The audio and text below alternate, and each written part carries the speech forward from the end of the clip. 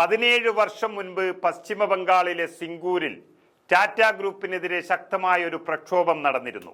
ആ പ്രക്ഷോഭം നയിച്ചത് അന്നത്തെ പ്രമുഖ വനിതാ നേതാവാണ്, പേര് മമതാ ബാനർജി.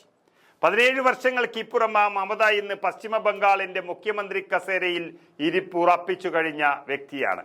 രാജ്യത്തെ ഏറ്റവും ശക്തമായ വനിതാ രാഷ്ട്രീയ പാർട്ടി നേതാവ് എന്ന പേര് ഇന്ന് ചേരുന്നത് മമതയ്ക്ക് മാത്രമാണ്. അന്ന് ടാറ്റ ഗ്രൂപ്പിനെ ഓടിക്കാൻ സിംഗൂരിൽ മമത നടത്തിയ പ്രക്ഷോഭം അവസാനിച്ചത് 30 വർഷത്തിലേറെ ഭരിച്ച CPM-ന് ചരമക്കുറിപ്പ് എഴുതിയിട്ടാണ്. ഇന്ന് വീണ്ടും മമത ബംഗാളിൽ ചരിത്രം കുറിച്ചത് അതേ ടാറ്റ ഗ്രൂപ്പിന് പരവതാനി വിരിച്ചുകൊണ്ടാണ്. ടാറ്റ സൺസ് ചെയർമാൻ N ചന്ദ്രശേഖരനുമായി മമത നടത്തിയ കൂടിക്കാഴ്ച സംസ്ഥാനത്തെ പുതിയ വ്യവസായ സാധ്യതകളിലേക്കുള്ള വാതിൽ തുറക്കുമ്പോൾ അതേ ദിവസം തന്നെ ഭൂപടത്തിലെ പിഴവിന്റെ പേരിൽ കേന്ദ്ര സർക്കാരിന്റെ നീതി ആയോഗിനെതിരെ ആഞ്ഞടിച്ച് തന്റെ പോരാളിയുടെ മുഖവും മമത പുറത്തെടുക്കുന്നു. ബുധനാഴ്ച ഹൗറയിലെ സംസ്ഥാന സെക്രട്ടേറിയറ്റായ നബന്നയിലായിരുന്നു ചന്ദ്രശേഖരനുമായുള്ള മമതയുടെ കൂടിക്കാഴ്ച നടന്നത്. മുഖ്യമന്ത്രിയായ ശേഷം ആദ്യമായാണ് മമത ഒരു ടാറ്റ ഗ്രൂപ്പ് തലവനുമായി ചർച്ച നടത്തിയത്. ബംഗാളിലെ വ്യവസായ വളർച്ചയും പുതിയ നിക്ഷേപ സാധ്യതകളും ചർച്ചയായതായി സർക്കാർ പറയുകയും ചെയ്യുന്നു. 2006-ൽ ടാറ്റ നാനോ കാർ നിർമ്മാണത്തിനായി സിംഗൂരിൽ സ്ഥലം അനുവദിച്ചതിനെതിരെ മമതാ ബാനർജിയുടെ നേതൃത്വത്തിൽ നടന്ന ഐതിഹാസിക പ്രക്ഷോഭമാണ് അന്നത്തെ ഇടത് സർക്കാരിനെ പിടിച്ചുലച്ചതും ഭരണത്തിൽ നിന്നും തൂത്തെറിഞ്ഞതും എന്ന് നമ്മൾക്ക് അറിയാം. ഇതിന്റെ ഒടുവിലായി 2008-ൽ രത്തൻ ടാറ്റ പദ്ധതി ബംഗാളിൽ നിന്ന് പിൻവലിക്കുന്നതായി പ്രഖ്യാപിച്ചു.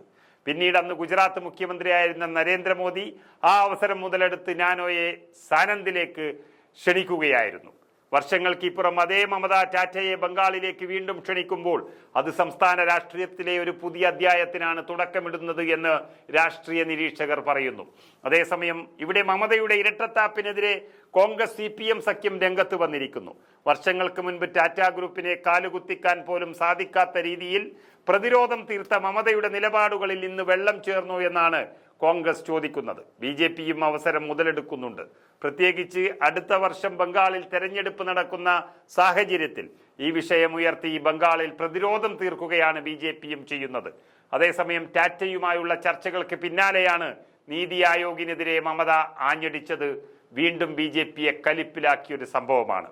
പശ്ചിമ ബംഗാളിനായി തയ്യാറാക്കിയ ഒരു റിപ്പോർട്ടിലെ ഭൂപടത്തിൽ സംസ്ഥാനത്തിന്റെ സ്ഥാനത്ത് ബീഹാറിനെ അടയാളപ്പെടുത്തിയതാണ് മമതയെ ചൊടിപ്പിച്ചത്.